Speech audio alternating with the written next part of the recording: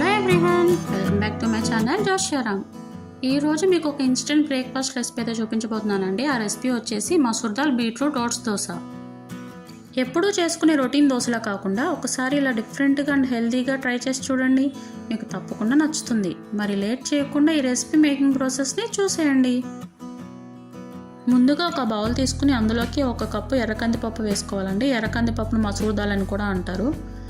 Next 1/2 cup పెసరపప్పును వేసుకుని తగినన్ని water వేసి 2 to 3 అవర్స్ అయితే సోక్ చేసుకోవాలి.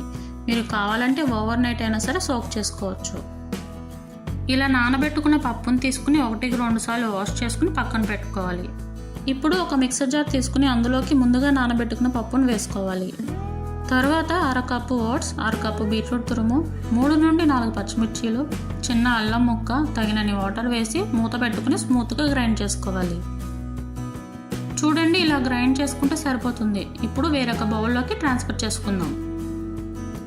చూడండి, ఇలా గ్రైండ్ చేసుకున్న బ్యాటర్లోకి 1/2 కప్పు బొంబాయి రౌండ్ వేసుకోవాలి. నెక్స్ట్ రుచికి తగినంత ఉప్పు, 1 స్పూన్ జీలకర్ర వేసి ఒకసారి బ్యాటర్ మొత్తాన్ని మిక్స్ చేసుకోవాలి. చూడండి, కన్సిస్టెన్సీ అనేది ఇలా ఉండాలండి. మనం రెగ్యులర్గా వేసుకునే దోశ బ్యాటర్ కన్సిస్టెన్సీ ఏనండి. ఇప్పుడు స్టవ్ ఆన్ చేసి దోశ ప్యాన్ పెట్టుకుని ప్యాన్ హీట్ అయిన తర్వాత ఇలా ఒకసారి ఆనియన్తో సీజనింగ్ చేసుకున్నామంటే దోశ ప్యాన్కి స్టిక్ అవ్వకుండా వస్తుంది.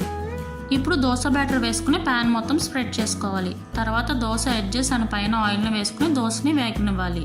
1 సైడ్ వేగిన తర్వాత ఫ్లిప్ చేసుకుని ఒక 2 మినిట్స్ ఉంచి ఫోల్డ్ చేసుకుని సర్వింగ్ ప్లేట్లోకి సర్వ్ చేసుకోవడమే. అంతే అండి, ఎంతో సింపుల్గా చేసుకునే instant and healthy masoor dal beetroot oats dosa ready. మీకు నచ్చిన చట్నీతో వేడివేడిగా సర్వ్ చేసుకుని టేస్ట్ని ఎంజాయ్ చేయండి. చూసారా, దోశ అనేది ఎంత సాఫ్ట్గా వచ్చిందో అండ్ టేస్ట్ కూడా చాలా బాగుందండి.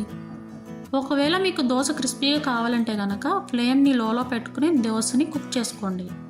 మరొక టేస్టీ రెసిపీతో మళ్ళీ కలుద్దాం. అంతవరకు సెలవు.